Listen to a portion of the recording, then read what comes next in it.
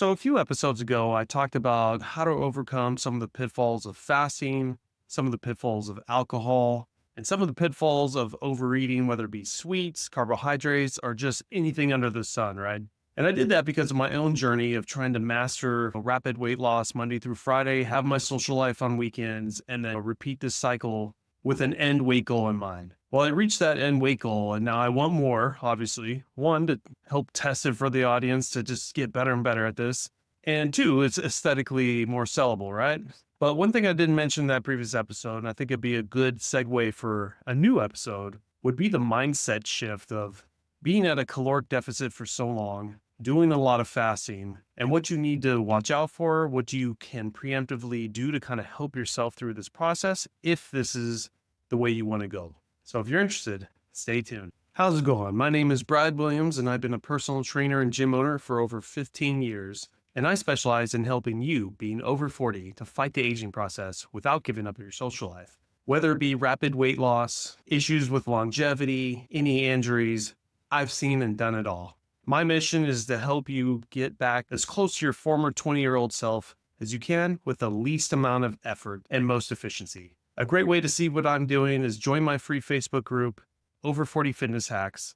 I have a link in the show notes. Let's get on with the episode. So like I mentioned, as I'm exceeding my goal weight and giving myself a new goal weight of 185, a big part of my program, besides working on diet, inflammation, better sleep, everything, has just been fasting. And whether it be really tightening up that intermittent fasting windows and still once a month doing a longer fast, I'm finding out that it's getting harder and harder for one. And it makes sense because now that I have less and less body fat, there's less fat getting released into my system as I continue to do some of these longer fasts. I do feel great afterwards. I feel like I'm getting that autophagy, cleaning house, which is the whole reason I do it once a month besides weight loss. But it is getting tougher. I'm getting more irritable. You can ask my family. I'm getting more tired and lethargic, and coffee isn't helping, and I'm having to increase the amount of cups I'm having on those longer fasting days. And what used to happen when I would go to sleep that first day and wake up, I would just be filled with energy because of the fat being released. You're in that ketosis, and it's just not happening to the degree that was happening to before. Obviously, I had more fat to lose, and I was endlessly streamed with calories, right? And now that's the problem. So really tightening up my game of making sure I have the proper amount of electrolytes all the time, or I will feel it. Sometimes I've just discovered that I needed a little bit more sodium or Himalayan sea salt to kind of get some of the brain fog and headaches away. And I have survived because the other part is that mindset. You feel like you're going crazy. God, I don't want to keep doing this. You got to make it more of an enjoyable experience. And one, I don't think at this level I should be probably doing more than a 24-hour fast. I think that would be perfect. But for the sake of my audience, of what I'm trying to do with biohacking and testing everything out, I got to push the envelope. So I just finished a 48-hour fast because my thing is if I'm going to suffer, I might as well just go for it. I don't want to ever do a 72-hour fast again. I'm glad I did it. 48 would be the absolute max. 36 is perfect. Up until now, which I think a 24-hour fast once a month is prime for being this low in body fat. But never did I have to really worry about, that mindset of like, oh my God, I might quit. I might just start eating food because I can't take this. So like I mentioned, having those electrolytes all the time, knowing which ones you want, and then also having a mindset where you're not staring at the refrigerator, looking at other people eat, putting yourself in situations of going out. So for me, I've discovered to keep my mind working, which I always promoted anyways, like you got to get ingrained, go on social media and micro-learn, listen to podcasts. But even that didn't seem to be enough, at least on this last fast. And discovering I just needed to put myself in better situations. Like I can't be at barbecue parties doing this. I need to be at home or my parents' home where I could chill in the jacuzzi, relax a little bit and work. So I mentioned on the last couple podcast episodes that I put out that I'm working on this new school program, which will be available in a couple weeks. And I'll mention it first in my Facebook group if you want to check that out. But the amount of work it's taking to put this program with all these long form videos, checklists, getting in meetings with my team that I'm bringing on that are going to help me scale this and push this whole school program. this is exactly what I needed for this last fast. And basically, my point is you need to work. Obviously, for those of you out there that have a 9 to 5 job working for somebody, that's the last thing you want to do. So technically, you should probably do some of these fasts while you're at work if you can. But if it's not work, then it just needs to be something that you want to do, maybe on the side that takes a lot of time that you never thought you would do, even house projects. Like right now, I have a garage that's a mess. I need to get with all these different companies to put all these little ceiling mount storage units on.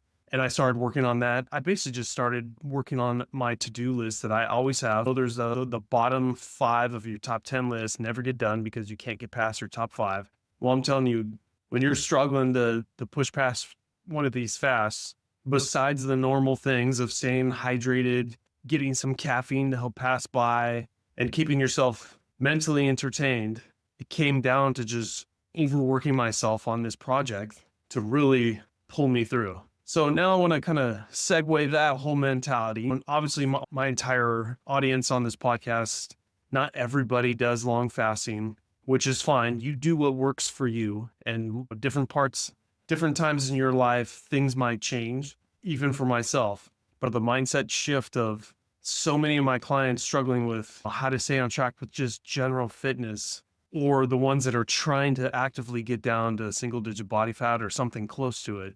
And that's the thing is staying engaged, getting in groups like the group I'm going to be creating on school, or Facebook groups, or listening to podcasts. I think because of my whole life of just being health conscious with my dad was a doctor, mom was a nurse, grew up with sports. I've always had that health conscious mindset that not everyone else has.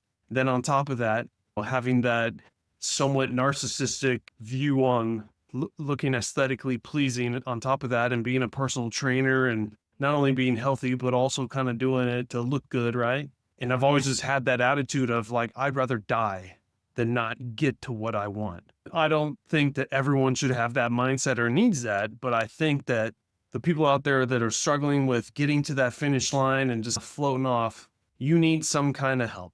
So with all the stuff that I talk about on my podcast, I really wish you would take this moment to write down something that you'll start doing to help you get to that finish line. Whether it be micro learning, listening to long form podcasts, have a buddy that's going through this and you promise each other that you're going to get there. Get some help, online coach, health coach, personal trainer, join a group. Basically, you just need to be held accountable, because if you don't have that die-hard attitude, that you're basically just going to have to find some extra motivation to get that mindset shift. And once you decide that, no, this is going to happen, I am going to get to my goal weight, it's done. It's already been done. You will get there. You're actively seeking out the answers, and there's so much info online, not just my podcast. You will find it. You'll try stuff. You'll find what works. You will not give up, and you'll get there to your goal. But you have to keep inflating that ego into getting that mindset shift that you're not going to quit, or you're going to push it on to the next month, next year. You need to make it like right now. So what you need to do is get a journal, write down what you're doing, write down right next to it what you're going to be doing, and then how you're going to stay on track of all the different things I just mentioned. So I'll just leave it at that. I typically don't put a lot of mindset or motivation type things out there. I kind of just make it fun. But after my experience with this last weekend of that fast, I just wanted to put one of those type out there, and I probably won't do one for another long time. So I hope that motivated somebody to start today, write it down, journal it, get your action plan down. How long is this going to take? Make it somewhat enjoyable. It's all about action after that. So once again, check out my Facebook group. I'll be posting that new school group inside the Facebook group first. And then in February, I'll be putting it all in my podcast episodes anyways. But other than that, thank you for listening, and I'll catch you on the next one.